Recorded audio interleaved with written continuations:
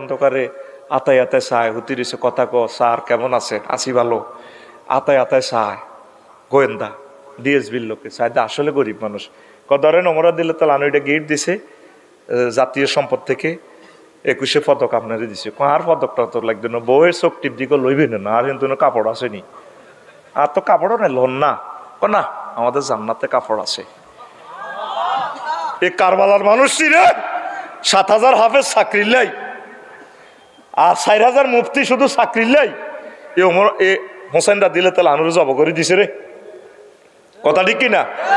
শুধু চাকরির লাই। একটা দিনের জন্য ডক্টর ইউনূসের আমরা শান্তি দিন 400 আন্দোলন হয়েছে 6 মাসে। শুধু লিখে রাখো কথাগুলা, একদিন রবের সামনে তোমরা আফসোস করবে আর দাঁড়াইবা। প্রশাসন যারা সহযোগিতা করে নাই আফসোস করবে, এই দেশটা তো আপনার ছেলেবেলে থাকবে, তারাই থাকবে, তারাই একদিন ডিসি হবে, উপজেলা নির্বাহী অফিসার হবে, ম্যাজিস্ট্রেট হবে, পুলিশ সুপার হবে।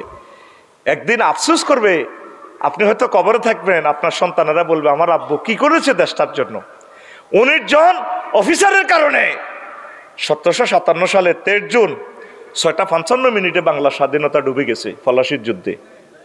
কয়শো বছরের লাই? 190 বছর। কয়শো বছর? কথাটা দুঃখে বললাম, এই বুড়ো মানুষটা কি তত্ত্বাবধায়ক প্রধান হওয়ার কি যোগ্যতা নাই? আছে কিনা?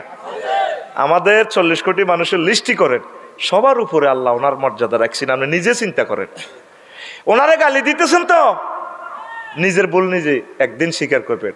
নবীগণের পর্যন্ত গালি দিত, মুহাম্মদ সাল্লাল্লাহু আলাইহি ওয়াসাল্লামের কাছে কেউ 60 টাকা পাইতো না বাকি।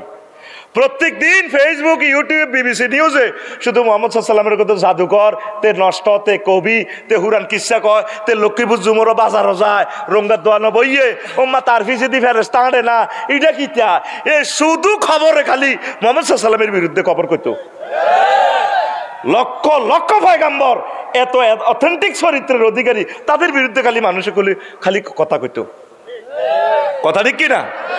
অথচ সারা পৃথিবীর সকল ধর্মের সকল মানুষ একমত, মুহাম্মদ সাল্লাল্লাহু আলাইহি ওয়াসাল্লাম যে পথ দিয়ে যায় ওই পথ দিয়ে জান্নাতে সুঘ্রাণ আসে।